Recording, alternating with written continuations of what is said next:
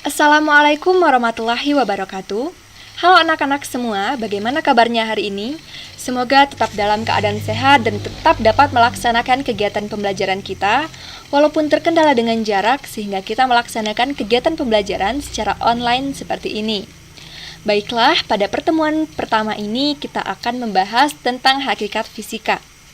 Mungkin pada saat SMP kalian sudah pernah mempelajari tentang fisika pada saat mata pelajaran IPA. Tetapi masih digabung dengan cabang ilmu sains lainnya seperti kimia dan juga biologi. Nah, di SMA kita akan membahas fisika secara spesifik dalam mata pelajaran fisika. Untuk materi yang akan kita bahas pada pertemuan kali ini yaitu hakikat fisika. Adapun kompetensi dasar yang akan kita pelajari pada pertemuan kali ini adalah yaitu di KD 3.1, menjelaskan hakikat ilmu fisika dan peranannya dalam kehidupan, metode ilmiah dan keselamatan kerja laboratorium, dengan tujuan pembelajaran memahami hakikat ilmu fisika.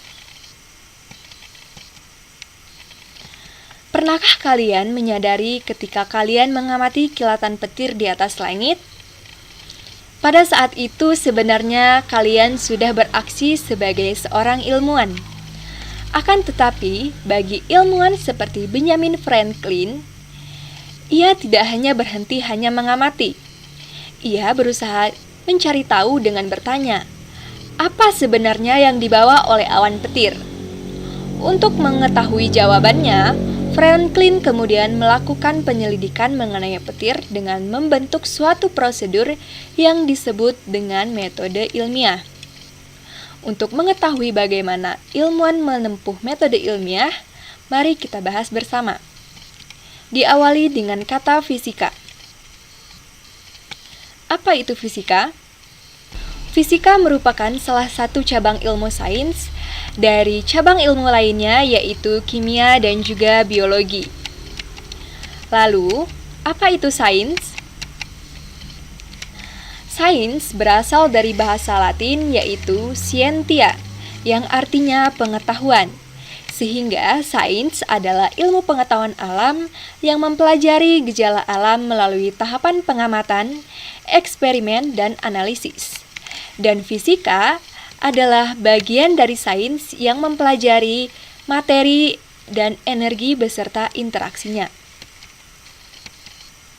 Fisika merupakan ilmu pengetahuan yang lahir dan berkembang melalui observasi atau pengamatan, perumusan masalah, penyusunan hipotesis, eksperimen, penarikan kesimpulan, dan diakhiri dengan penemuan teori dan konsep. Sehingga kembali kepada hakikat fisika adalah ilmu pengetahuan yang mempelajari materi dan energi, serta interaksi antara keduanya melalui serangkaian proses yang disebut dengan metode ilmiah, yang di atas dasar sikap ilmiah, dan menghasilkan sebuah produk ilmiah. Produk ilmiah dalam fisika merupakan kumpulan pengetahuan yang disebut dengan produk fisika, di mana bentuknya dapat berupa fakta yang merupakan keadaan atau kenyataan tentang sesungguhnya dari segala peristiwa yang terjadi di alam. Kemudian ada konsep yang merupakan bentuk abstrak dari kejadian objek fenomena atau juga fakta. Selanjutnya juga ada rumus yang merupakan pernyataan matematis dari suatu fakta, konsep, prinsip hukum dan teori, di mana di dalamnya terdapat keterkaitan antara konsep dengan variabel. Contohnya, hukum Newton dapat dinyatakan dengan rumus F sama dengan massa dikali percepatan. Kemudian ada model yang merupakan representatif dari sebuah fenomena alam, baik itu berupa ide struktur atau sistem yang bisa digunakan untuk memahami fenomena alam secara tidak langsung. Contohnya adalah model atom, seperti model atom Thomson, Rutherford, dan juga model atom Bohr. Kemudian ada prinsip atau hukum. Prinsip dan hukum seringkali digunakan secara bergantian karena dianggap sebagai sinonim. Hukum fisika adalah suatu aturan dasar yang menyimpulkan pengamatan untuk menjelaskan suatu pola kejadian alam.